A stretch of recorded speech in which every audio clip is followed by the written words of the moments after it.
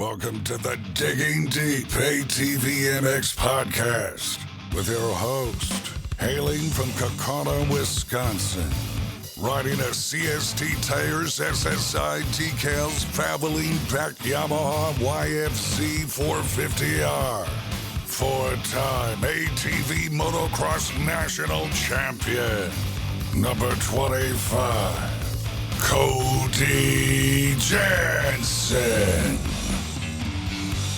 What's up, everybody? We're back.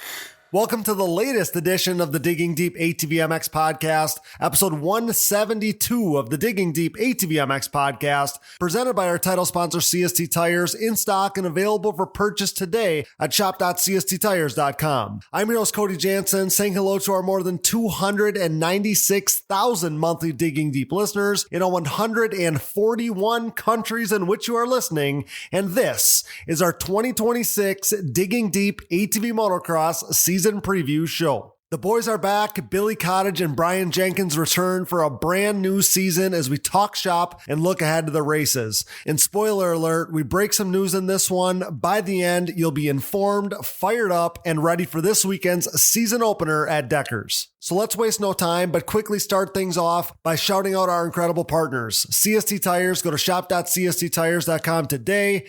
Yamaha, thanks to Blue Crew. Thanks to SSI Decals, Valvoline, DID Racing Chain, Launderville Steel Enterprises and Concrete Supply, DP Brakes, and Ultimate Poly Products. UPP Racing, our choice when it comes to case savers, chain sliders, intake manifolds, and more. Use discount code DIGGINGDEEP15 at uppracing.com. Support all the great companies that support us, and for any products that fall through the cracks, click that Rocky Mountain ATVMC banner on our website to help us out. It's that time of year. The season is officially here. I can't believe it, but you and your machine might still need a little TLC. No matter what off-road gear parts you need, Rocky Mountain ATVMC has you covered. But before you buy, simply click that Rocky Mountain ATVMC banner on our website. By using our specific link, we get a percentage of what you buy on the back end, enabling you to help us out while purchasing the parts you need anyway. And did you know you can buy OEM parts from Rocky Mountain ATVMC as well? Yep, shipped conveniently right to your door. So click that Rocky Mountain ATVMC banner at diggingdeepatvmx.com to help us out while satisfying all your gear and parts needs. Shout out to all of our donors, past and present. If you're interested in donating and hearing your name on the show, you can find the Patreon or Buy Me a Coffee donation links on our website. Major thanks to all who have donated, of course. Now, if you can't donate, but you still want to help us out, you can leave us a rating or a review on iTunes and Spotify because that helps us out a bunch too. Just a heads up, ATV Fantasy is wide open. It's open. Signups are open as we're just a couple days away from the opener. So make that happen now. And I can guarantee you after the conversation ahead, you are definitely not going to want to miss a brand new season of Digging Deep ATV Fantasy and everything that comes along with that. Now it's showtime. The 30-second board is up. It's sideways and the gate is down. Time to dig deep. Let's go! All right, guys, can you believe that the season is just days away? I absolutely cannot. The off season flew by and we're here, but this is the most exciting time of the year, so I'm excited about it. And here to join me and help us get ready for a new and exciting season of ATV Motocross National Championship action is a duo that you guys have become quite familiar with here on the Digging Deep ATVMX Podcast. First, brought to you by Yamaha and the machine that has been used to win 14 consecutive AMA ATV Pro Class National Championships, the standard-setting, industry-leading YFZ 450R. We welcome back legend race top 5 overall finisher, Mr. Billy Cottage. Welcome back, buddy. Thanks for being here for another season. Talking ATV racing, man. Can't wait. Yeah, I'm ready for it. It snuck up on us for sure. And then when you text me, I'm like, man, that is coming. It's coming fast. I'm ready. It's here. It's funny when we were talking to Brandon and talking to Jeffrey in the last week or so, and they're like, yeah, it's like next week. I'm like, wow, it really did sneak up on us. So coming in hot. Yeah, coming in hot. Can't wait, though. And coming to us courtesy of DP Brakes and their industry-leading braking components using sintered brake technology, it's Mr. Wheels Up himself. We welcome Brian Jenkins back to the Digging Deep ATVMX Podcast. Welcome back, Brian. Thanks so much for being here, pal. No problem. Thank you so much for having me. I really enjoy this. And, I feel like the gang's back together. So I'm ready to hash it out and get into it. Dig deep right about now. Start the season off right. I can't wait. I'm so excited. I've been smiling about it all day. Looking forward to tonight, talking about some racing. And again, guys, the season's here. I can't believe we're already at this point. The off season flew by. It feels like we were just at the banquet and doing banquet things and finishing up the season and doing Team USA. All that stuff feels like it wasn't that long ago. Now here we are talking about a brand new season here in 2026. And it's funny, Brian, when we sat down just before we hit record here, you were talking about how, it's been kind of quiet, and it feels like, it has been kind of quiet. Hopefully I feel like I'm armed with some info and some good updates that we can give people going into the season here, but it has been quiet other than the people that have been at Deckers and posting about being at Deckers, that whole deal. And that kind of leads me right into, what makes this first round. I mean, no Daytona this year. We're starting at Deckers right off the rip. And it's almost like a specialty event. It's a really, I don't want to call it weird, but it's a whole nother animal. Not only is it a Triple Crown, but the dudes that have lived, we had this conversation last year, but the guys that have been living there are at such an advantage. Like if you're racing a limited schedule, maybe some of those tier 4 guys, whatever the case may be, like if you haven't been living at Deckers, I don't even know if I'd go. And honestly, Jeffrey said the exact same thing on the last episode. He was talking about Brandon and he's like, man, if you didn't, he's like, I know that, you feel like you can win because you wouldn't even go up there in practice if you didn't think you could win. And honestly, like that's the way I've been feeling. If you weren't, you're at such a disadvantage if you haven't been staying there, doing some laps there, I guess is the easiest way to put it. And that's a whole nother animal because I think you almost are going to come out of Deckers and not be totally sold on anything we see because the dudes that have been living there obviously have such a great advantage. I agree. I'll jump in because I got to go. So I was there for a week from Christmas to New Year's. Right.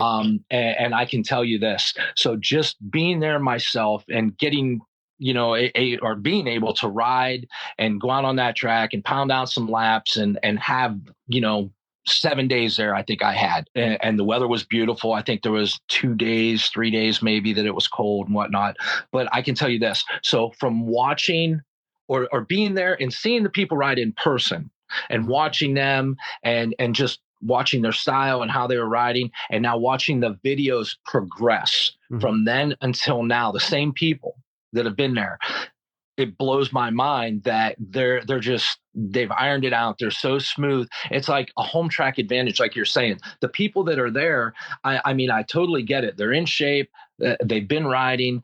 They got the track dialed. So they're going to have that place on lock. They're going to have a huge advantage. I don't care where you've been riding, the rest of the season, unless you were at like Morgan's Corner or someplace that was real sandy like Deckers.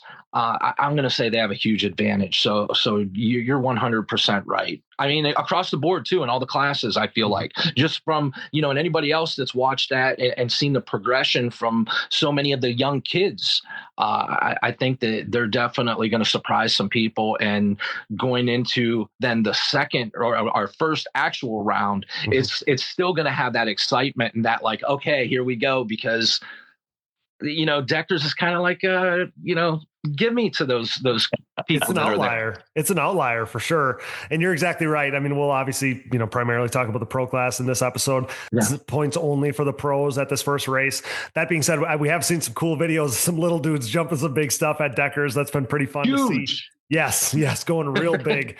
But Billy, so we had Jeffrey and Brandon on. They announced this move on the last episode, and it was fun. At the end of the episode, we started talking about Deckers a little bit, and two of the gnarliest guys that we've seen in our ATV racing lifetimes, Jeffrey Rastrelli and Brandon Hogue, and yet those two guys who were not exclusively at Deckers a year ago, I found it fascinating to listen to them on that episode last week, talking about how they felt like they were stuck in the mud, riding around that track last year in comparison to the dudes that had been living there. You talk about two guys that are, almost always close to the top of qualifying, that were hovering around the top 10 because, they haven't been living at Deckers. And I think, inevitably we're going to see a little bit more of that this weekend for sure. Yeah, I think so. And it's funny you say that. And I was just reminiscing in my mind a little bit as Brian was talking. And I just think back to the days when I only ran local stuff. And then national guys would show up to the track that I ride every single weekend. And it's like, I was right there with them and people would be, super mad about it. But I didn't know at the time or realize that it was only because I ride that track every week, and then you go to another track and you can't even see the people. And that just goes to show you the difference between somebody that rides the track. And, I don't know how many guys are down there. I see a lot of Joel, Joey Norris, Mason Jackson. Yeah, Mason. I've seen. Obviously Zach, right? Well, yeah, of course. Yeah. If anybody has a home court advantage there, that's, Yeah. So, Hannah's been down. Heath Hannah's been there. Yeah, yep. Heath for sure. But you're exactly right. That's kind of cool to me. Like on the dirt bike side of things, like some of those specialty tracks, whether it's Southwick or Washougal, where it's shadowy and hard packed and stuff like that, those hometown races where you might have a local guy who really shines. And you're right, that this kind of does have that feel. It might not be these guys' home track, but if you've been there for a month or 2 months or 3 months, it's huge. You're going to have a whole nother gear that the other guys don't have. So again, I find that so fascinating about this race. And if you're really fire at this first round, and it's Triple Crown, so it's more points up for grabs. It's just a really exciting thing and should be fun to monitor. And we're coming in with, in the past, we've had Daytona to start. So you kind of got an idea. Then we went to Deckers and had this Triple Crown. Well, this year it's Deckers. It's a Triple Crown right off the rip. And I think that that's going to be really fun to see. So I want to remind people while they're listening to this episode that ATV fantasy signups are wide open at atvfantasy.com. We're going to talk about things kind of in an ATV fantasy sense, in a Digging Deep ATV fantasy sense here today. Kind of fun to break the guys down that way and compare them against each other and stuff like that. Kind of cool. We just got done. It took us almost all off season, talking about the off season flying by. It took us almost all off season to round up all the prizes we were giving away and get them from our vendors and get them to our winners and stuff. We gave away all kinds of cool stuff, tires and oil and all kinds of signed stuff, and just literally 20 different prizes to our 20 top finishers, all kinds of rad stuff. New for 2026, courtesy of my dad at Jansen Motorsports. He's going to put up $200 cash for the winner of the championship. That's going to be plus, whatever you decide with your first overall pick in the prize draft, whether it's, I know Jason Jackson, I think finished in the top 3 last year. He got a whole custom kit from SSI. I mean, we got all kinds of cool stuff that we give away. So yeah, cold hard cash adding to the pile for 2026. So it should be really fun. Well, tell your dad he can just send it over because I'm coming for it this year. I love it, man. I love it. And some people, the cool thing is it always comes down to a point or two. Like every year so far, it's come down to a point or 2 or 3. And it's just, it's really a good time. We have so much fun. So I would encourage anybody that hasn't got in on the fun yet. It has made the experience of being an ATV motocross fan so much more fun. And we give away weekly stuff. We give away season end stuff, like I said. So always giving away things. But like I said, speaking of Digging Deep ATV fantasy, I think it only makes sense to break things down in terms of tiers. And once again, to kick things off, Joel Hetrick in a league of his own. He's all alone in tier 1. There's no argument about that. I don't think anything is in question there. The only real question that I think we're left with at this point, the real question probably isn't if he wins title number 7. I don't want to jinx it, but it's more if he can put together another perfect season. He came so close last year. He's had perfect seasons previous to that. Went right down to the wire last year at the season finale. But I think we're probably in a situation here where that's probably the better question. Is he going to win number 7? It's more, are we going to see an undefeated season? Brian, I'll let you jump in there. But he was angry. He was angry at the season finale last year. I know a lot of time has went by at this point, but I'm sure he wants to put another perfect season on the board. I think you're right. Is he capable? Absolutely. We know it. We can see it. Once again, we're just talking about being at Deckers and having like that off-season home court advantage. And he definitely, once again, has that. He's been riding there, doing schools and, riding at will. So, I believe he's going to start the season off right. And it's truly going to be in his hands. Like, I think he is definitely capable. It's going to come down to the same thing it did before, is if there's any hiccups or mistakes or how, the guys that are coming into the class, how badly they want hole shots, how brave they're going to be and how, far they're going to push that. It's going to depend on his starts as well. That he doesn't put himself at risk, because let's face it, I feel like if Joel gets a decent start, he could work his way through. He's just got to stay safe. Oh yeah. So yeah, I totally believe that we could see that once again, Joel complete a undefeated season. Perfect season is definitely on the table. We know he's accomplished it already, so we definitely know what's on his mind. He's going to tell us that we're going to take it one moto at a time. But he has made, and Billy commented on this so many times last year, but he has just made an absolute art of getting up 5, 6, 7, 8, 10-second lead and just putting that thing on lock. And he'll have that lead by lap 5 and then just cruise home to a win. And Billy, I talked to Joel today. He said the offseason's been awesome. I'm sure the offseason feels long for him because he's away from home basically after Christmas. He's already down there training. So I'm sure the dude is really ready to go. But the thing that he kind of enlightened me on is he feels like the machine is that much better with Twisted Development. He feels like they made some serious improvements this offseason. He literally said he thought that was impossible. So if you take Joel Hetrick, who, had another perfect season, almost went back-to-back perfect seasons last year, came down to the 11th hour, didn't happen. I think you're going to see a little bit of a chip on his shoulder, Joel Hetrick, looking for number 7. And I think that could be a dangerous combo.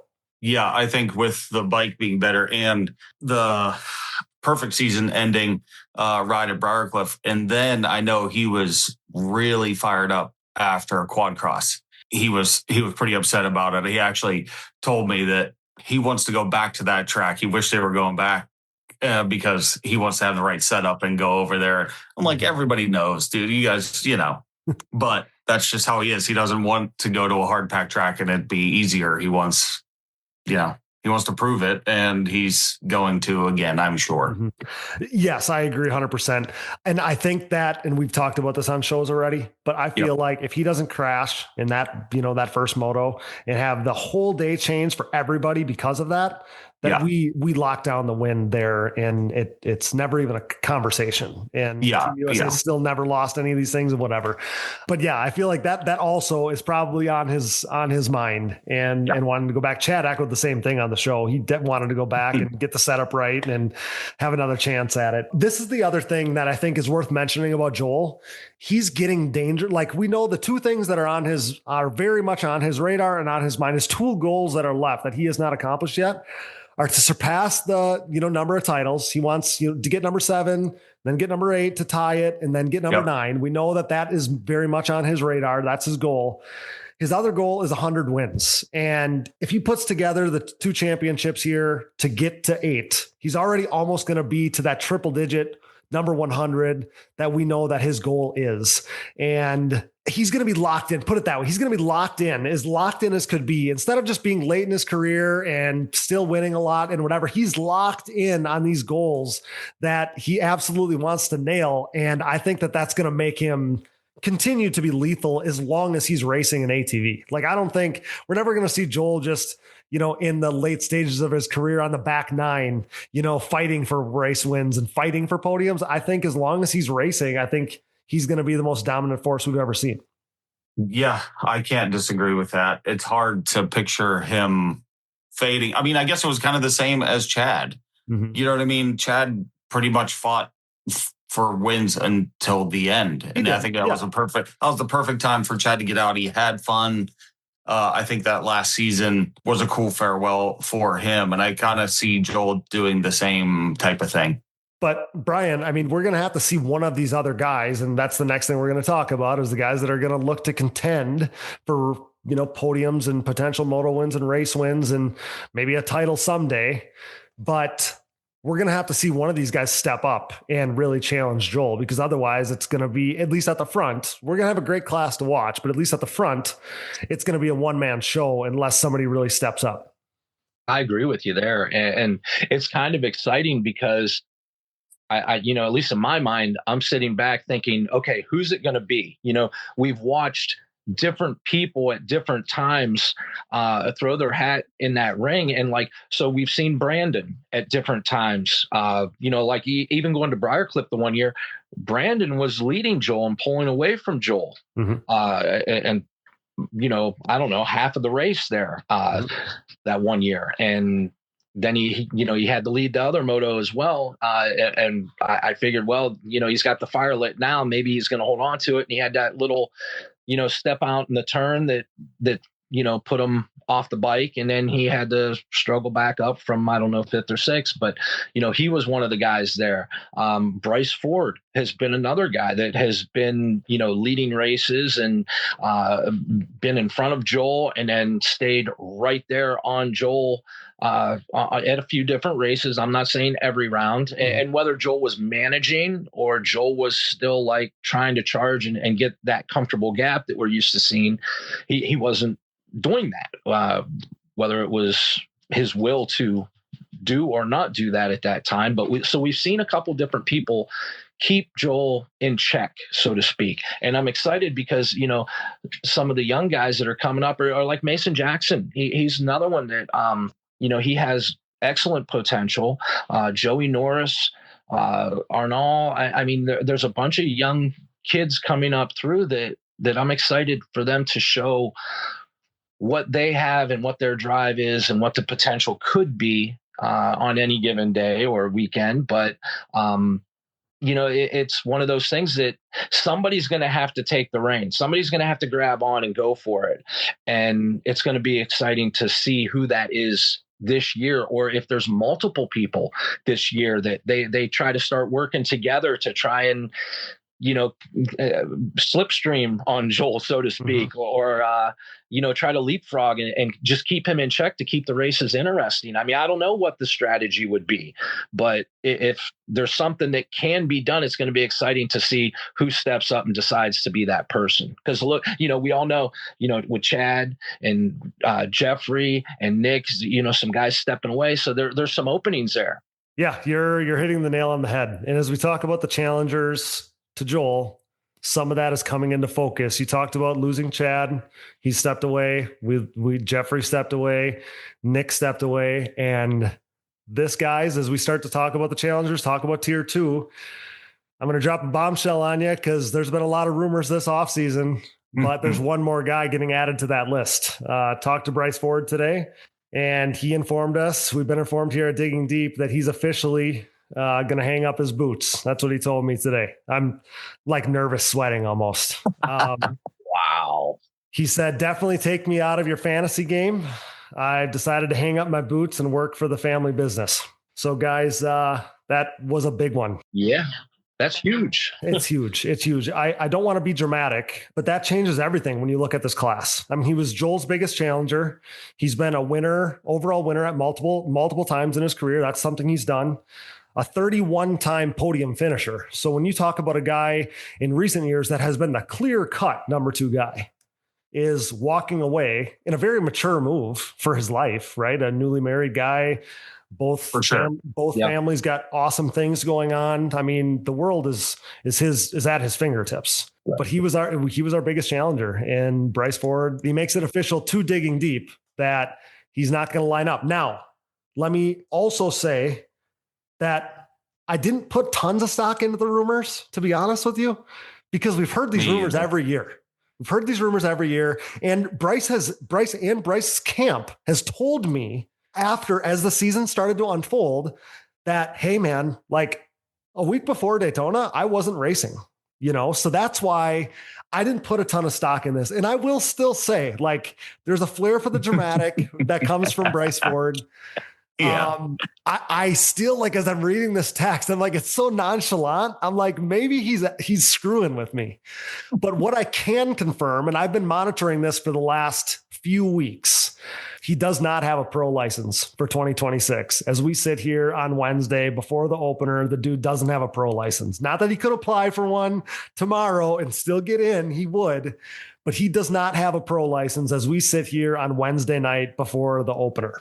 So I'll let either of you guys jump in there, but no Bryce Ford. And then that leaves things wide open for potential challenger. I mean, like you said, we lost just between Chad and Bryce, who were the clear-cut 1-2 guys last year. That's 176 podiums that we have now taken out of the class, let alone the handful that Janusa had, let alone the 30 that Jeffrey had. So, I mean, you're talking upwards of more than 200, close to 210 or 215, 220 career podiums that are now out of the class, where it's wide open for Brandon, who has in the teens. I think it's like 15. Max has a few. He's got a close to 10 at this point. Maybe it is 10. And then absolutely none after that. So like it's wide open for everybody. Man.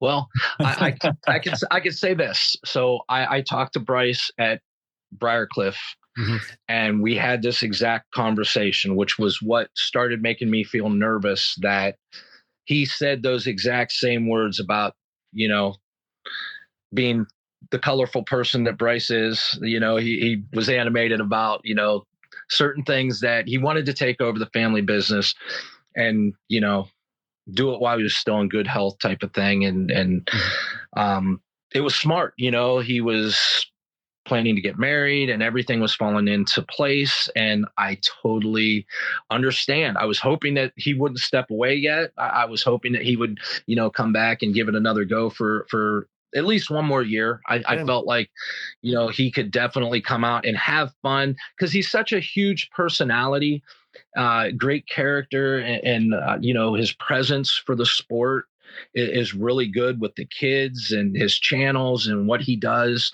you know, the fireworks, everything. It was all positive. Yes. So I'm really sad to see that happen. But I have a question for you, since you're Mr. Inside.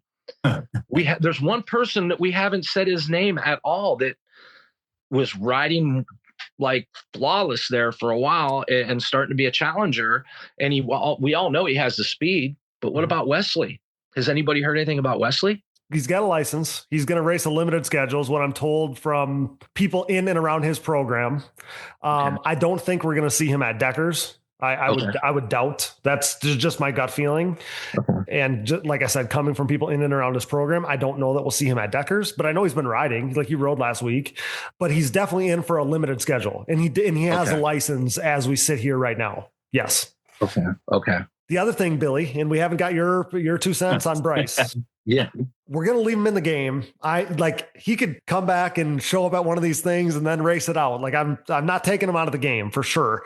The thing too, and the reason why maybe I thought this may happen, because again, we all knew Bryce he was so good. He was so good, but I knew that he had other avenues, whether it was doing, you know, SSI stuff, whether it was doing the family stuff. Like I knew he had so much to go do, and he can still race off-road trucks, which I wouldn't be surprised if he does, in that whole deal. But it just leaves such a void. But I wondered if in the back of his mind, we know Joel is in for at least 3 more years. So I wondered if he was staring down having to race against Joel. Like if Joel was 1 foot out, like if we thought Joel only was in for another 1 more season, I wondered if that would have prolonged Bryce's career, because he would have then been the guy. But being that we all know that Joel is at least in for 3 more championships minimum.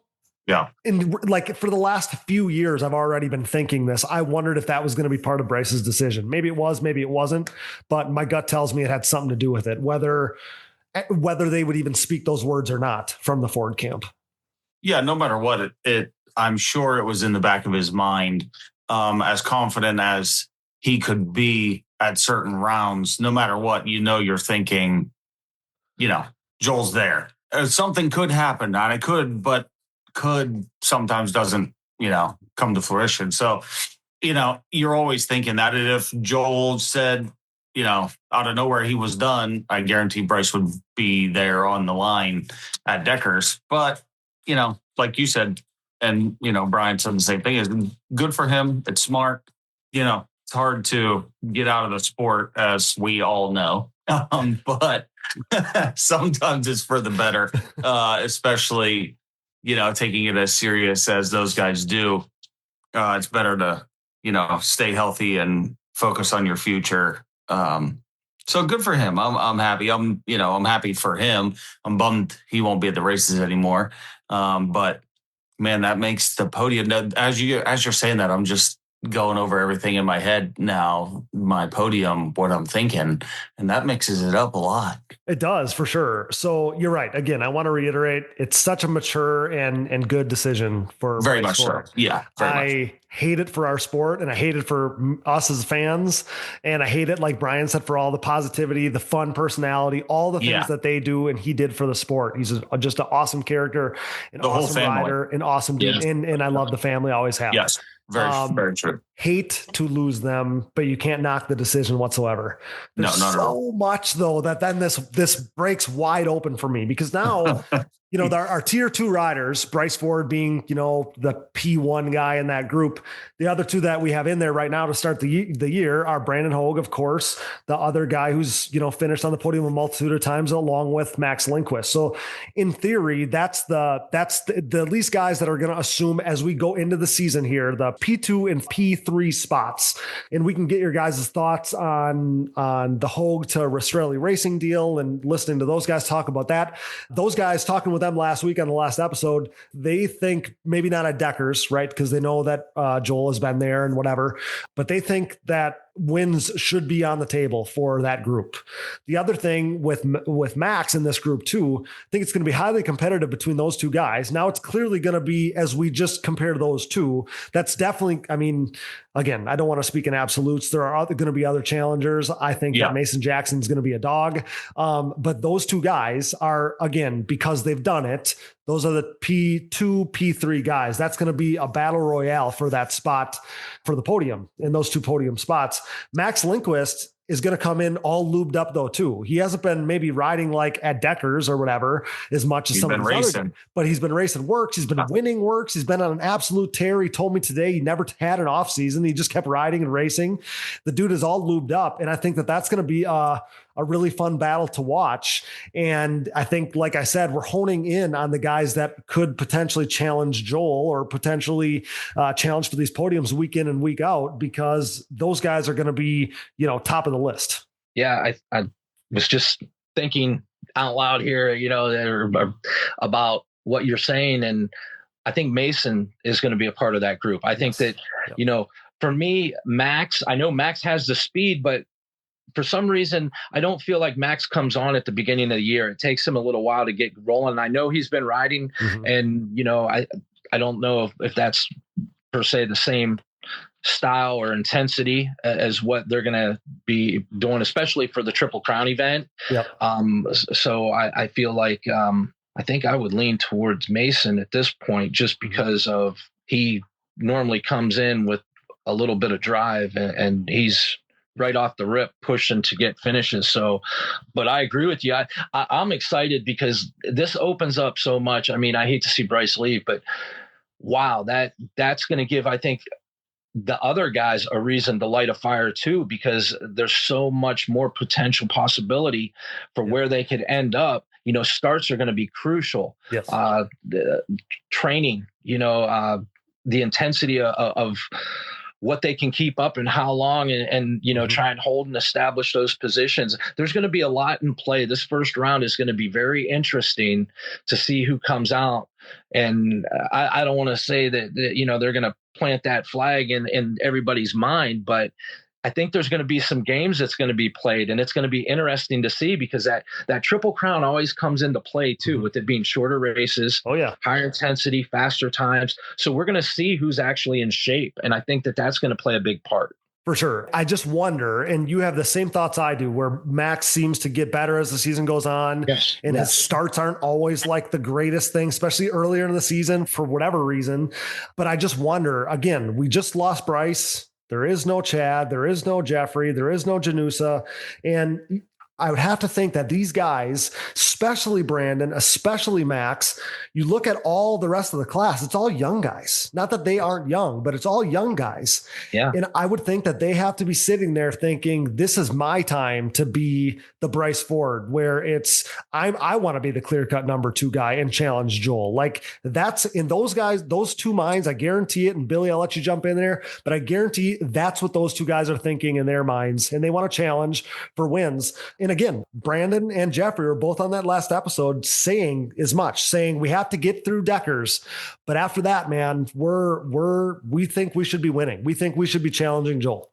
Yeah. And I just saw the video where Brandon was saying that's the best thing he's ever rode and stuff. So he's feeling good. I know Max should be feeling good, and Max will be coming in confident. And I completely agree with what you guys said about it's not the same style of racing. At least Max is staying warmed up. So hopefully he doesn't have the slow start to the season like, he has in the past. We'll get right back to the show, but now a word from our sponsors. And thank you for listening to these ads. Without these great companies, none of this would be possible. Show your support for the people who support us. The official tire choice of Digging Deep, CST tires are the choice of ATV racing's elite on the track, in the woods, and every other terrain. CST tires swept the ATV racing world in 2022 as Joel Hetrick, Bryson Neal, and Bo Barron rode their Pulse MXR and Pulse HT tires to an ATV Pro Motocross title, GNCC XC1 Pro title, and 10th ATV Pro Works Racing title, respectively. Led by champion Joel Hetrick and podium contenders Bryce Ford, Jeffrey Rastrelli, and Nick Janusa, CST's Pulse MXR tire is the most trusted tire in ATV motocross today. Available in soft and standard compounds, the Pulse MXR offers the highest level of traction, most predictable cornering, and superior wear characteristics when compared to the competition. And did I mention they have a contingency program as well? Visit shop.csttires.com to join the CST takeover today, or prepare to be beat by someone who did. The best of the best choose CST. Do you? You know we're Team Blue Crew here at the Digging Deep ATVMX Podcast, as the Yamaha YFZ 450R is the official ATV of Digging Deep. In a move started by 8-time ATVMX Pro Class National Champion Chad Wienen, who with his next championship will become the winningest champion in ATV motocross history, we are living in ATV racing's YFZ 450R era. Alongside Wienen, 7-time GNCC XC1 Pro ATV National Champion Walker Fowler welcomed a pair of new champions to the Yamaha Champions Club, as the podium-proven Yamaha YFZ 450R proved to be the winning choice for Joel Hetrick and Bryson Neal. This unprecedented success for the YFZ 450R, its unrivaled quality and performance, and the clear fact that Yamaha is the leading OEM supporter of ATV racing has resulted in a complete Yamaha takeover within the sport quad market. Evident by the continuation of Yamaha's Blue Crew Racer Support Program, Yamaha riders will once again cash in on payout and prize opportunities in 2023, including a chance to win a brand new YFZ 450R. For more info, head over to YamahaBlueCrew.com. Follow Yamaha Outdoors, as well as the new Blue Crew official channel on social media, and check out Yamaha's full proven off-road lineup at YamahaOutdoors.com today. SSI Decals, your way. SSI Decals sets the standard with the best looking decals, graphics kits, and vinyl wraps in the industry. Established in 1947, SSI took shape as an offshoot of their parent company by doing a little work for local pro Chad Wienen. Nearly 2 decades later, and fueled by a passion for ATVs, the company has flourished into one of ATV Moto's most recognized brands. From ATV Motocross, SSI has expanded into graphics and design work for top racers in GNCC, Works Racing, Pro Motocross and Supercross, Off-Road, and more, headlined by 8-time world champion Top Fuel drag racer Clay Milliken. Whether your project is big or small, SSI Decals will make your identity stick. Get started today at SSIDecals.com and use code DIGGINGDEEP10 for 10% off at checkout. Things are about to get sick. The Digging Deep ATVMX Podcast is brought to you in part by DID and their wide range of championship-winning chains. From the street to the track and everywhere in between, DID chains are designed to give you the optimal riding experience with great performance and increased chain life. Consistent to the core, pick up your box of reliability today. DID, what drives you? For over 150 years, Valvoline has been dedicated to constant improvement and innovation across all disciplines of racing. As a proud member of Team Valvoline for nearly a decade, I have witnessed their unwavering commitment to pushing the boundaries of performance. Valvoline has sponsored some of the greatest names in motorsports, solidifying their position as a powerhouse within the industry. Being a part of this historically great team has been an incredible privilege. When it comes to my equipment, whether it's my daily commuting vehicles, race quads, or anything in between, I trust nothing but Valvoline. Their range of products and lubricants consistently deliver increased horsepower, durability, and engine life. I'm excited to announce Valvoline's breakthrough in performance, Valvoline Ultimate Power Sports. With up to 8 times stronger rust protection and 50% better wear protection, this cutting-edge formula ensures your ATV's engine runs smoother and longer for the ultimate ride. Tackle rugged terrains with confidence, knowing your ATV's engine is equipped with the best protection available. Ready to experience the next level of performance? Head over to shop.valvolineglobal.com and use code DIGGINGDEEP10 at checkout to unlock an exclusive 10% off on your purchase. Don't miss out on this limited time offer to enhance your ATV's performance with Valvoline's ultimate power sports engine oil. Hey everyone, this is Larry Mills, president of DP Brakes North America and proud partner of the Digging Deep ATVMX Podcast. We at DP Brakes are a longtime supporter of ATV racing and the world leader in sintered brake technology, dominating the ATV world for decades by supporting the best four-wheeled racers on the planet. This year's lineup includes Jeff Rastrelli, Mark Baldwin and Baldwin Motorsports, Ford Brothers Racing, Nick Janusa, and many more, including Mr. Digging Deep himself, Cody Jansen, plus all the top 17 GNCC pros such as 7-time champion Walker Fowler, Bryson Neal, Hunter Hart, Cole Richardson, Jared McClure, Adam McGill, and previous champion Chris Borich. These top riders continue to appreciate the high performance and impressive durability that their DP brakes have to offer, products that ultimately help place them on top of the podium week after week. DP brakes are available through www.dp-brakes.com, or you can purchase them through your local Parts Unlimited stocking dealer, or you can even message us, myself, Larry Mills, or DP Brakes on Instagram or Facebook. And if you have any questions about product or sponsorship support, please ask us. We are waiting for you. Join the best ATV riders in the world equipped with DP brakes, and have a great year, everyone.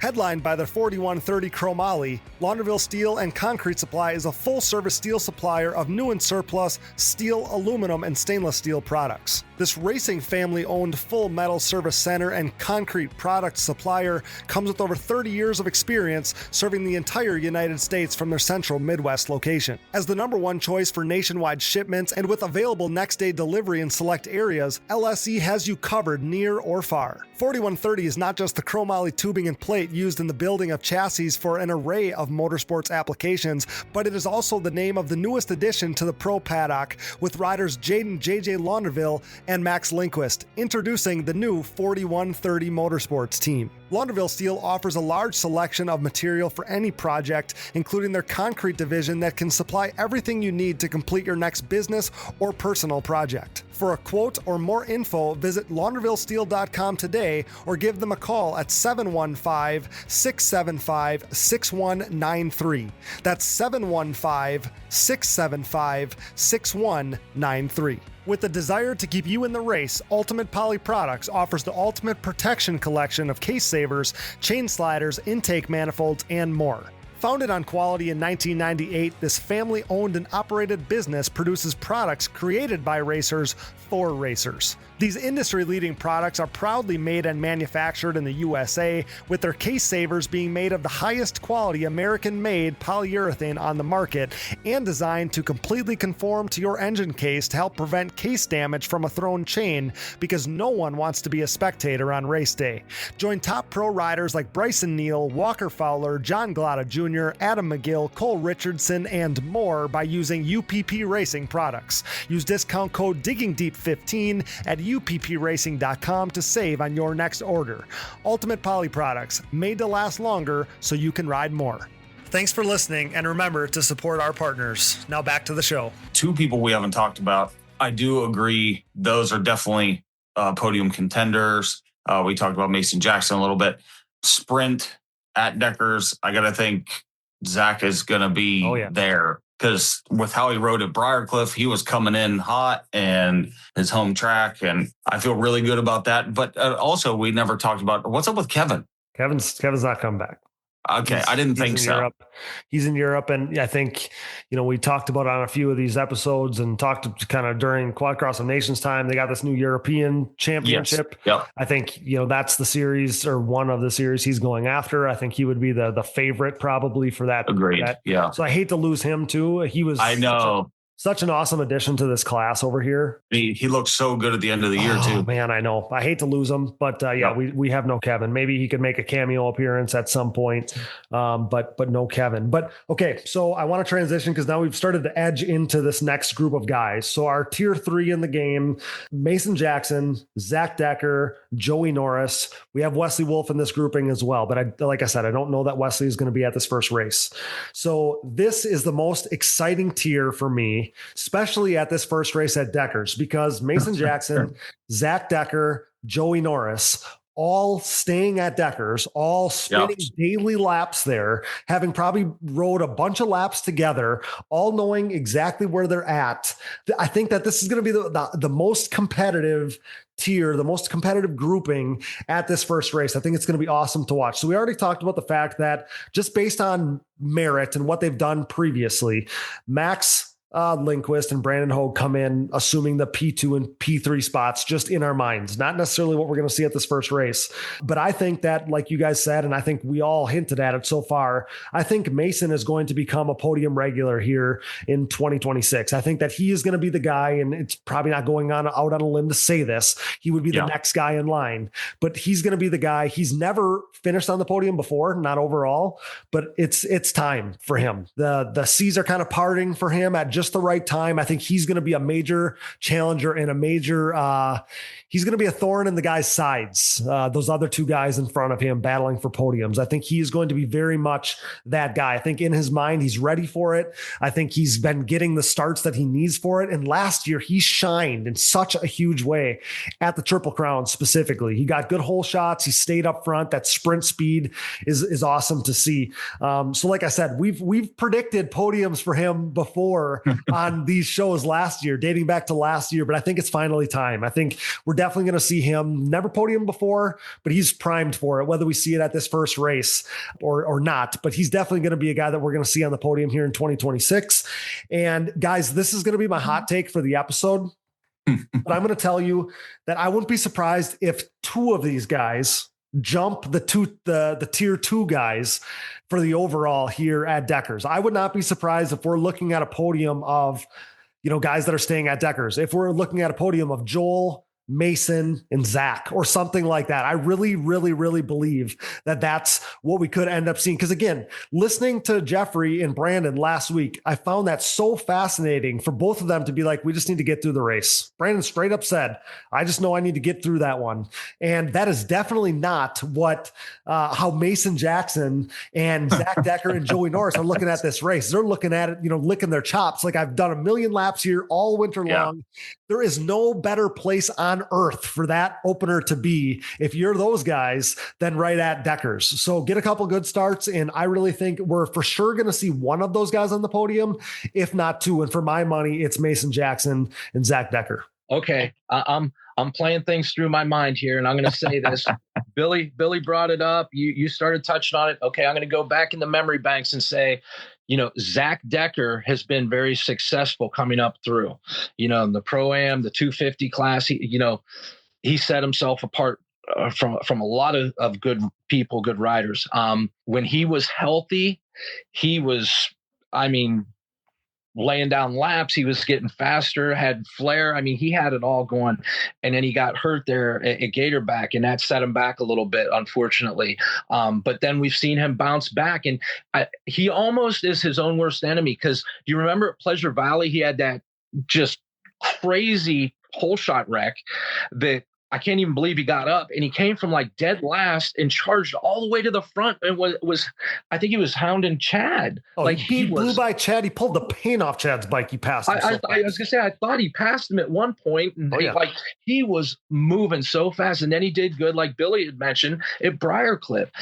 He has the speed. If he just rides and has fun like he knows how to do, I think there's no limit to where he can go. So I think that it's going to be a Joel, Zach, and then, that third spot I'm kind of up in the air about, because Mason doesn't give up. He's normally in good shape, and he just charges to the bitter end. But I'm going to tell you what, if we find a Joey Norris that somehow, some way gets fired up and actually decides he wants it, because he's been that success story too, winning Pro-Am and jumping in there at different times, and being up front during most of the race, and then he'll have something weird happen and have a get off, or whatever occurs, tangles with somebody. I feel like the potential is there for Joey to get a good finish or two, and then we could see something crazy the rest of the year out of him if that happens. That confidence or that desire starts to peek through. So I don't know if we got to make a call to his dad to get him fired up somehow and motivate him, but there's a good possibility there. It's. Yeah, man. I think I'm going to go. I think Joel and then Zach, and then that third spot's going to be real interesting. Who can kind of thug it out with those guys and hold their position to the end? Because it's going to one thing that's going to play in some of those guys' favor that might not be in the greatest shape or might not have been riding at Deckers. It's going to be a little bit of a shorter race. So if they can tag on to the back of somebody and just hold on and weather the storm, they might be able to pull it off. But man, it's going to be interesting. It's going to be interesting for sure. So Billy, if we look at what happened last year, going down to the bitter end of that third moto, Zach was in the running for a podium.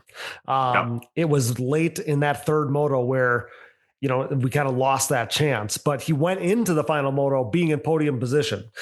He got a third in the first moto, fifth in the second moto. Then that seventh kind of sunk him off the podium in that third moto last year. He ended up fourth overall. So now Bryce Ford isn't in the mix anymore. We're going to see less variance too, I think, because again, there's no Chad, there's no Bryce, presumably there's no Rastrelli, there's no Janusa. Like there's going to be less variance because there's only so many guys that have done this before up at the front. Mason Jackson as well. He had a 13th in the first moto, but he went 6-4 after that. So if you have 6-4 and take out some of those, like seeing Mason Jackson outside the top 5 in any of these motos, I don't think that that's probably going to happen. So if you have 3 motos inside the top 5, you're going to be right there in contention for that third place spot. Easy in my mind. That's just how that works with a Triple Crown. And Joey Norris too. He went 7-8-8, and that was right at the beginning of his rookie season. Now coming into year 2, you always have a big jump going into year 2. And now he's going to have done all these laps in the off season. He's going to come in with a bunch of steam. Like I think just like Brian's saying, I think Joey is another guy that's going to be a rider to watch. And that's why this tier 3 is going to be so fun to watch all season long. Going to be awesome to watch at this first round. And again, I think that you could see all of those guys being an absolute pain in the ass of the tier 2 guys, because again, Brandon literally was just reliving it a week ago on this show that it felt like everybody had an extra gear or two when he went to the track at Deckers last year because of all the guys that had done a bunch of laps there. And Mason Jackson, Joey Norris, and Zach Decker are all going to have that extra gear because they've spun a million laps there this offseason. They're primed and ready to rip, and they're all thinking podium. Yeah, in my mind, I had Joel, Zach, Mason. But my hot take for this, I was thinking one of the rookies is going to finish in the top 5. And I think it plays perfect for them because it's their sprints. So that's the perfect race to break you into the pro class coming from Pro-Am to pro. And some of them kids got some speed. But that means one of them kids gets in the middle of Joel, Brandon, Max, Mason, Zach, Joey, right? There's a lot of guys to unseat there, but again, you're right. Like some of these guys are coming in, get a good start, sprint. Yep. Does Noah have his pro license? Yes. Yeah. Okay. Yeah. Noah gets great starts. Yes. I know he does. Now he was trying to play games with me this week, when I posted about, which rookie, cause again, we can transition now into tier 4. In tier 4, we got 12 riders in this last tier, and it's going to be an absolute crapshoot to figure out who's going to be the one in this tier at this first race. And then all the races after that. But he was trying to play games with me. He's like, "Oh, I'm going pro ? And I'm like, well, I already had you in the game. And that was an educated guess. And when the AMA notified me that you had a pro license, and they told me what number you chose, because you obviously can't have 88. Yeah. Yeah, at that point, I was like, we already had you in the game, and whenever you make your debut, because again, he's trying to play games with me, telling me it's not going to be at Deckers. But I told him, whenever you make your debut, we're ready for it, pal. And he just sent me a bunch of laughing faces. So he told me he wasn't going pro. That's why I asked. I was like, if he's got there, his license, can confirm. He wanted to keep it under wraps, I'm sure. But here we are at Digging Deep, blasting it all over the internet. Yeah, Timmy told me no also. He's got his license. He's got his license. You'll see the number 11 on his bike in the pro class. Couldn't go with the 88, but okay. So these are our tier 4 riders. I'll throw them all out there for you guys. We have Adam Ulrich, who was peaking late last year. He was pushing for top 10s. He's the most proven rider in this tier. So maybe he's the guy that's the first one to maybe make a jump to a tier above, but I think this one's going to be very competitive. I really do.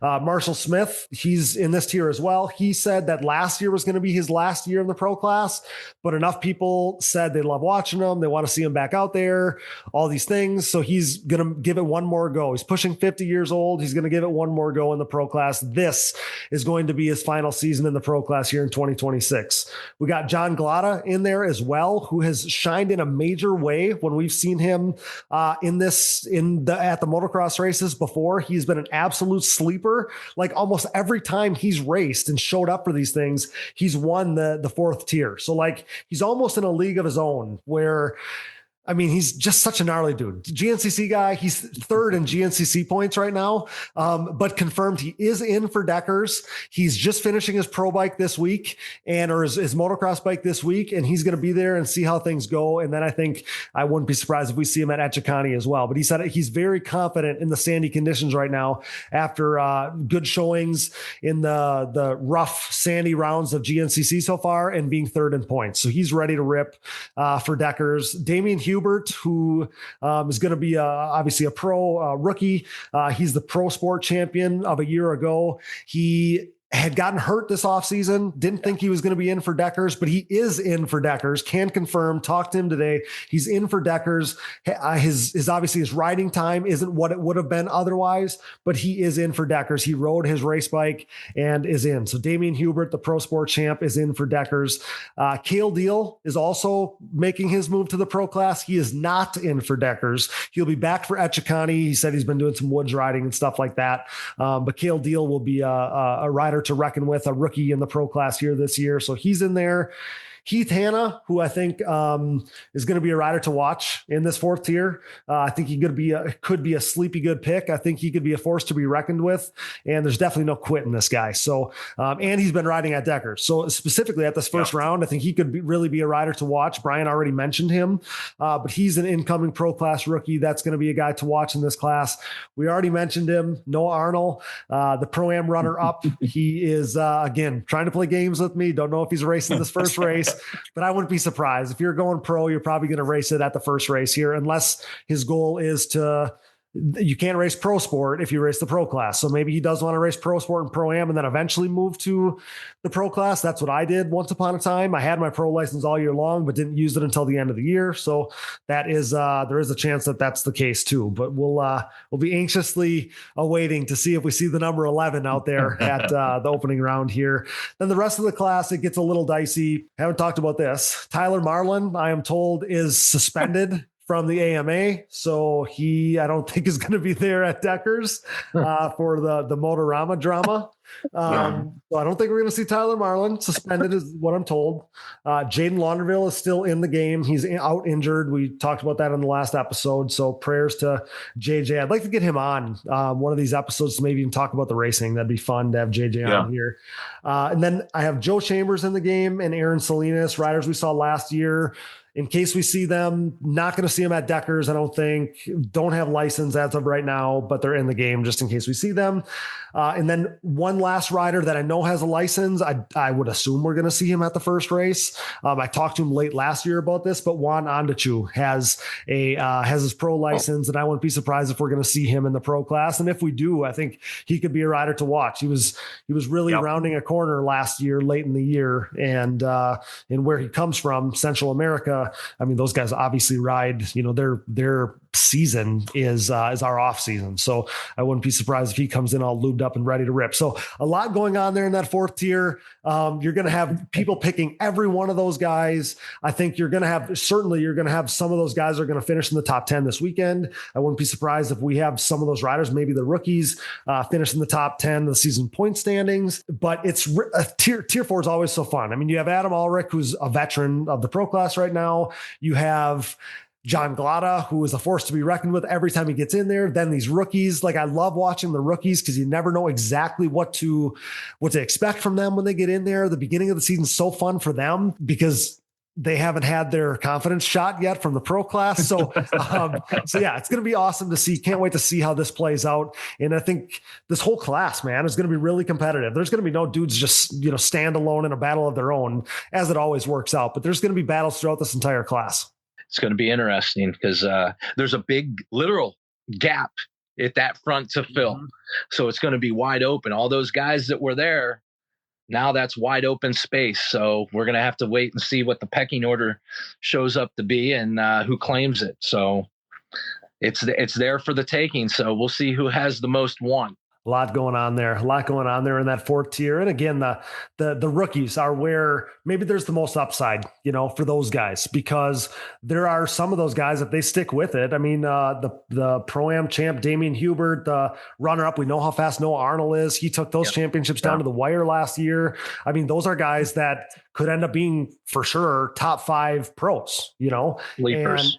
100%. And we're going to see the beginning of their journey, this weekend. And that's a really exciting thing for these guys, realizing a lifelong goal to make it to the AMA ATV Pro Class. Billy, it's a fun thing to see. And I always love to see, like, it's right from the rip. You see, you'll see a guy who's just different, I mean, whether it's the Joey Norris's, the Mason Jackson is a fantastic example. Nick Janusa back in the day is a top 5 pro right off the rip in his rookie season.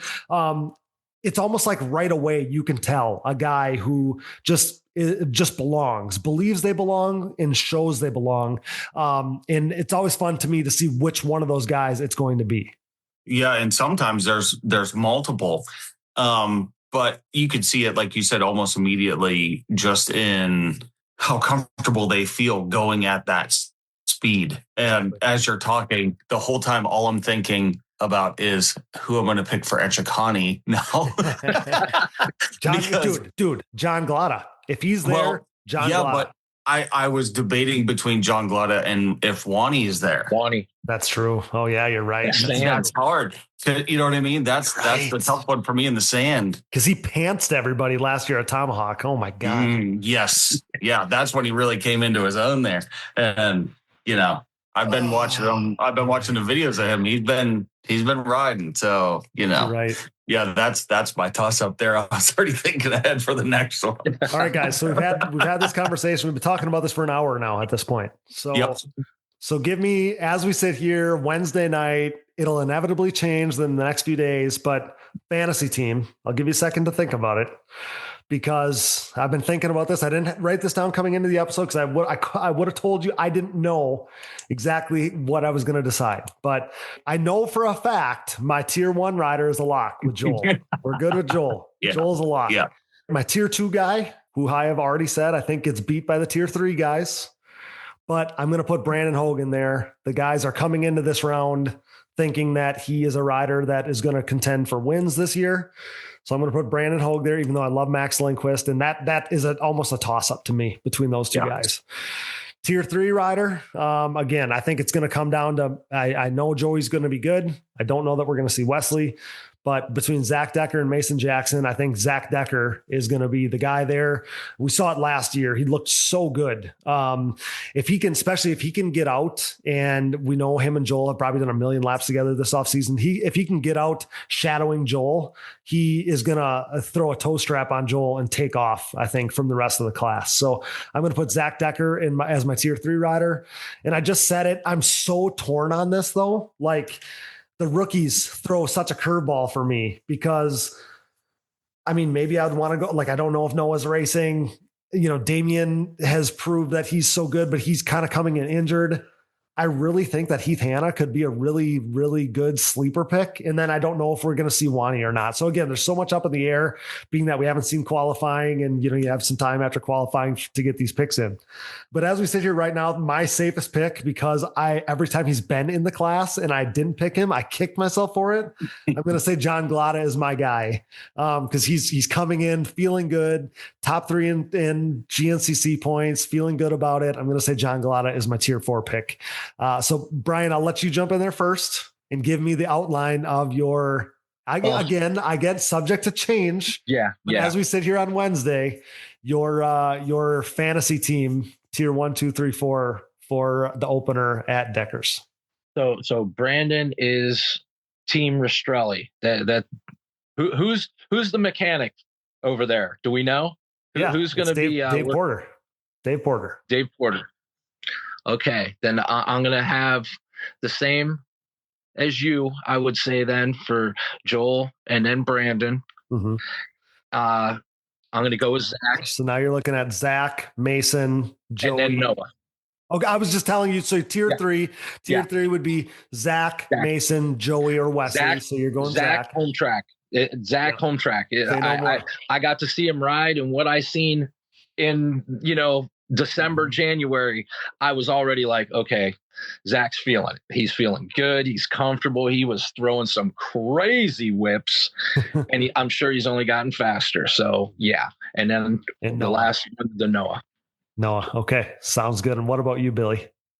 I'm going to say exactly the same as. And you won Brian. Like 3 events last year, so your opinion matters. I'm going to say, exactly the same as Brian, barring Noah racing. Uh-huh. If he is not racing, I'm going to pick Heath, because I would like to pick John Glada, but I think the sprint might hurt him. And the fact that there are guys that have been staying at Deckers in racing. Correct. I realize that is a hurdle. And that's why I do keep coming back, because I can't totally put stock in Damien because he's been hurt. That's the only, I agree. Kale Deal isn't racing. Noah isn't a for sure. I don't know about Wani, even though I think Wani's a good pick. Yeah. But Heath Hanna, I know is racing. I know he did a bunch of laps there this offseason. He's been training with Joel and Zach. And I do think that he could be a good pick. I really do. Yeah. Yeah. Wait, so are you going back? Are you going Heath or are you going John? I'm going to have to wait. I'm going to wait till qualifying. People got an hour. People got an hour after the second qualifier to get those picks in. And I will inevitably wait until the very last minute to get those picks in before the picks lock. So this is a perfect time, I should say, for the schedule. So it's all Central Time at Deckers there in Florida. It's Central Time. So qualifier 1 is at 9 a.m. Qualifier 2 is at 10 a.m. So then picks are going to lock at 11 a.m. First moto is at noon. Second moto is at 2. Third moto is at 4. So again, picks are going to lock at 11, which is noon your guys' time, noon Eastern time. So look at those qualifying times. Make sure you know all the riders that are in. And then make those picks for the season opener there at atvfantasy.com. Yeah. So guys, it's so hard because like this first race, especially being at Deckers, it's almost kind of like Daytona. The opener is an outlier. So like, this first, like, especially the season preview, like this is very much an opener preview. And then after that, like it becomes more standard rounds and, there will be a time to outline more of the full season things. But right now it's very fun to just live in a Decker only world. Very excited for what this looks like. So, Brian, how about your schedule for the year? I know you guys are rolling out some more wheels up whole shot awards, right? For the ladies, right? So kind of outline what your season looks like. So I'm pretty excited. I was going to ask you if it was okay if I brought that up. Of course. I'm going to be doing the WMX MJ5 Wheels Up Whole Shot Awards again. So this will be year number 5. Pretty special to be doing that. That's a big one. That's a golden one. That's a really cool milestone to make and makes this one special. We also were able to come through. I thought at first it wasn't going to happen. We didn't get a lot of responses initially. But Pro-Am hole shots are going to happen. Now, this is all starting at Chicani, just so you know. Everybody's clear. Yeah. We had a bunch of people jumped in and stepped up and was sponsored the races and helped out. So we're going to have Pro-Am as well, full for the season. And then the one big surprise, the one family that stepped up when nobody was kind of responding for Pro-Am, and they were like, you got to make this happen. We're willing to step in and do whichever ones are open. We'll fill if you can't make this happen. We don't want this to go away. Like, this has to happen, which was awesome and really special. Well, then everybody stepped up and claimed their spots in Pro-Am. So the deal is, I'll be announcing once everything's confirmed for sure. I know how many, but I'm going to do something different. I'm going to do a one-off. So because I want them involved and they want to be involved with some sort of hole shots to help throughout the season, whatever they decide that they want to give towards hole shots, I'm going to do a special one-off that I'm going to make a wheel. I don't know. It might even be my BMX wheel. We're going to spin it Friday night at the rounds. Okay.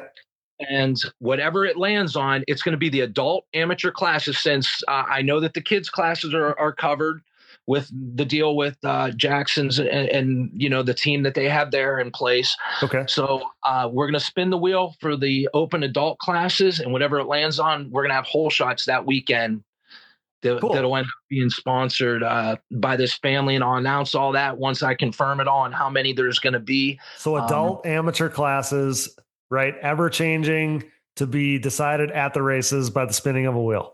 Yes. Cool. And I'm gonna have one of the riders. I'm gonna grab somebody after practice Friday. They're gonna spin the wheel and we're gonna announce it. I love it. So, and then all they got to do is come see me, and they'll be able to collect the money. And I'm probably not gonna have checks for it or anything. It's kind of like a last minute one-off thing. Yeah. And I want to see how it goes and what happens. And actually, it might even, depending upon, because this constantly evolves when I announce these things. Yeah. A lot of people contact me and want to jump on board and help out. So possibly I might get the whole season covered. I don't know, but like I said, I have some details to work out, and then I can make the final announcement. But I just wanted it to be out there that something really cool is going to take place, and we're going to, for the first time that I remember, actually have hole shots that are going to be for some of the adult classes that never had them before. So the possibility of the plus 30 and, maybe the college boy and, 450B or whatever we have this year. Any one of those could be up for hole shot awards. That's awesome. That's exciting. That's a really cool thing. It adds excitement to the series. That adds excitement to some of the amateur classes. That's a really fun thing. So that'll be cool. Yeah. And I'm glad, and congrats on everything you're doing with that, and in Michelle's honor and getting to year 5, man. How awesome. That's such a special thing. I appreciate that. I really do. I mean, that's a huge milestone, and I'm pretty proud of that. And should hope she's looking down and pretty proud of that too. So I for me, making this year, I'll probably make every round except for, I don't know if I'm going to go to Chicani, if I'm being honest, just because that drive is pretty rough on me to just go down here by myself, and that drive's kind of hard. So I don't know that I'm going to go to that one. But who knows, if somebody calls up and says, hey, I want to go for a ride, and decides to go, then the possibility's there. But the other thing too, that's and I don't want to get long-winded on this, but the other thing too is those early season races are just hard because you're not like in the middle of your riding, you're not in main like riding form, right? Like it's just early to nix one of those first ones, because after Chicani you got a full month until Ironman, and then after that you're at the very start of May, and like it's off to the races with the rest of the series. So perfect time to outline the schedule, just because this is the season preview. Obviously we have Deckers this weekend. 2 weeks are going to go by. We have Chicani. Then a month goes by. In April 25th and 26th, we have Ironman, followed by Muddy Creek coming back, which is exciting. May 9th and 10th. That's going to be the Joe Bird Memorial Race. So that's going to be super cool. Sunset Ridge after that in late May. Budds Creek, June 20th and 21st. Pleasure Valley to follow that at the start of July. Baja Acres, we're going to Michigan. That's going to be super exciting in late July. And then going to obviously polish things off at Briarcliff in August. Can't wait for that. I know Jeremy's got some special things planned for that race and some one-off things and stuff like that, like he always does. So that's exciting. Perfect place to polish out the series. The best place we could have a finale. Billy, how's your season? How's your outdoor summer look? Are we going to see at some races again this year? What's the story, pal? We'll see. We'll see. I don't know. It's up in the air still. It's early. It's early. Yeah, it's definitely early. Still debating some stuff. It's still winter here. Still winter here. Yeah. We've had a couple like 60-degree days. It's about to, be in the teens again. And by the weekend. It was 70. It was 70 the other day. We have 14 inches of snow coming in a day or two.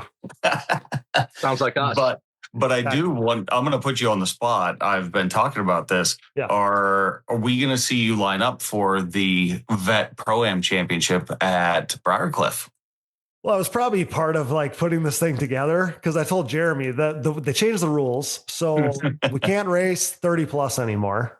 So who can? As a past pro, I can't race 30 plus anymore. Oh, yeah. Okay.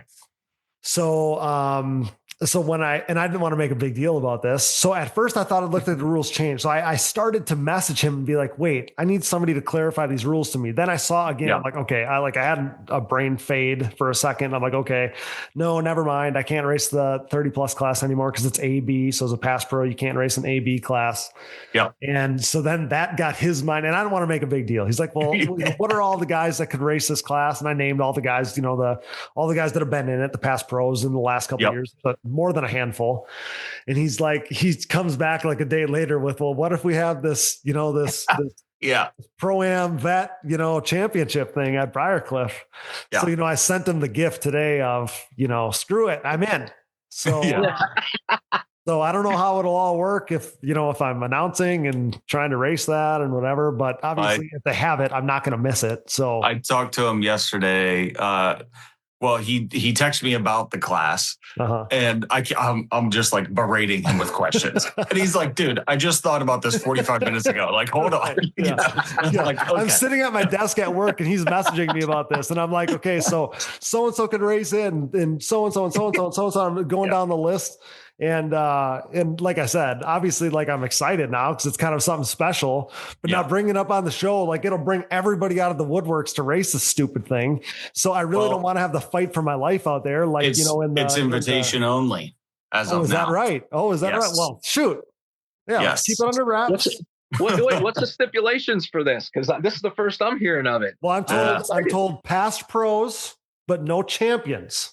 Yeah, pro and pro-am past riders, no one that has won a pro championship. Correct. And you have to be over 30. Okay. Oh, so I like that. Let's keep these young guys out of there. I like this. Yeah. I'll throw my hat in the ring and come out and get lapped by you guys. I got no problem. I like it. I love it. So it's pretty cool to have something special again for the, for a finale. Briarcliff, he's always dreaming up something. Last year was the National Cup. This year it could be kind of it's not the Legends race, obviously, but kind of a version of bringing some other guys back and to be competitive. Don't sell him short. Don't sell him short and think that's going to be the only class and the only thing that happens. I wanted to be the headliner. I wanted to be the headliner, Brian. Well, it will be, but I'm just saying, don't sell him short. We gotta have something more. I'm gonna message him now as soon as we're done with this. There's gonna be more now. There's gotta be. Oh, that's awesome. I think we're doing 2-stroke again, so I'm excited about that. I'm gonna have to talk to Robert about maybe borrowing that bike again. I don't know. We'll see. Yeah, you need to get some vengeance, get some payback from the way that went last year. Because that was a bummer. You were the guy until she burned up on you.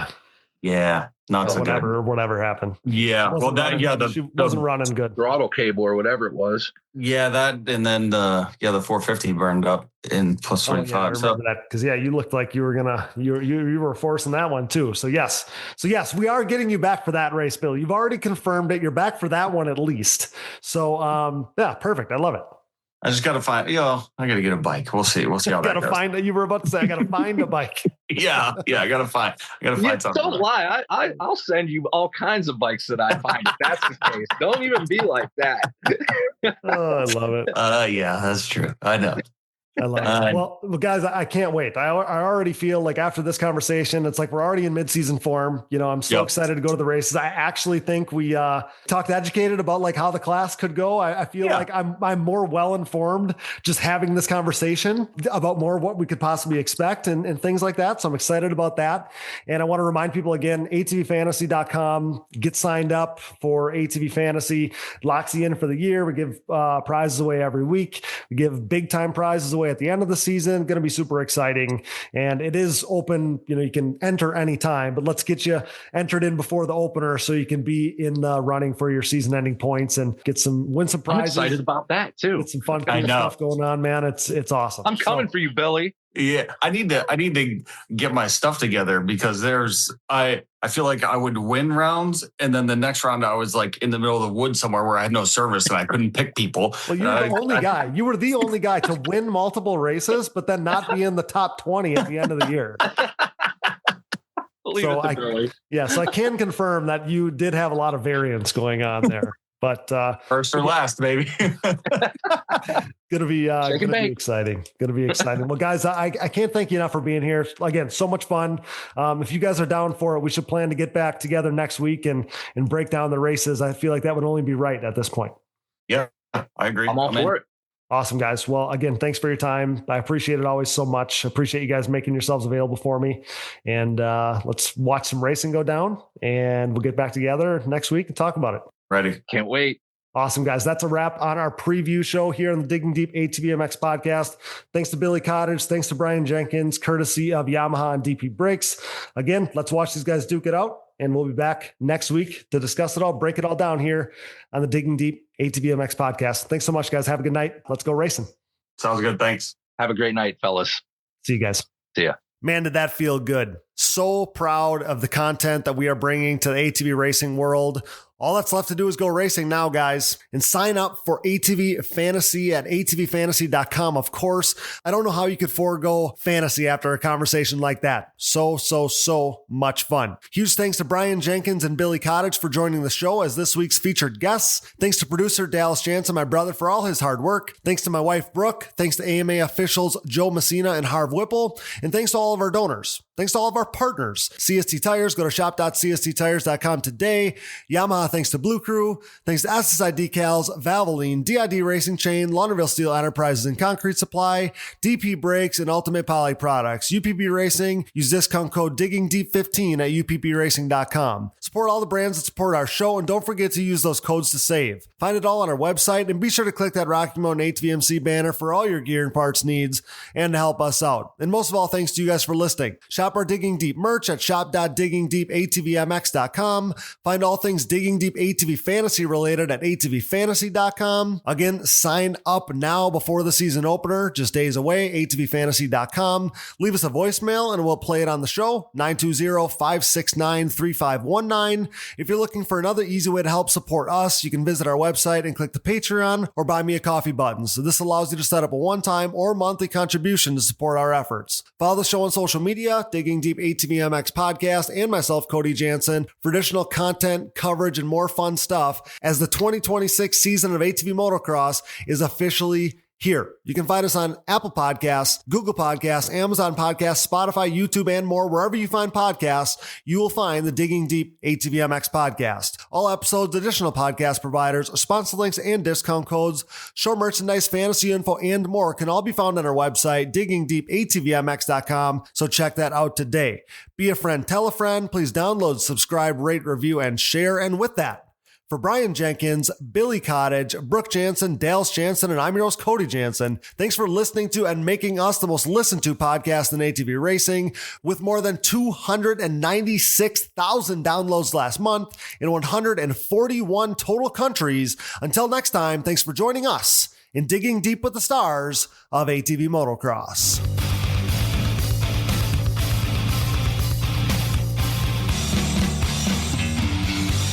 Things are crashing and burning here at the Digging Deep podcast, much like the Titanic. Those guys were hauling ass, for real. I remember watching Doug Gus, I don't know who it was, Steel City, running the same times Friday afternoon as James Stewart was on Sunday back then. It was mental. I've never seen quads go that fast. Quad leaders are freaking gnarly.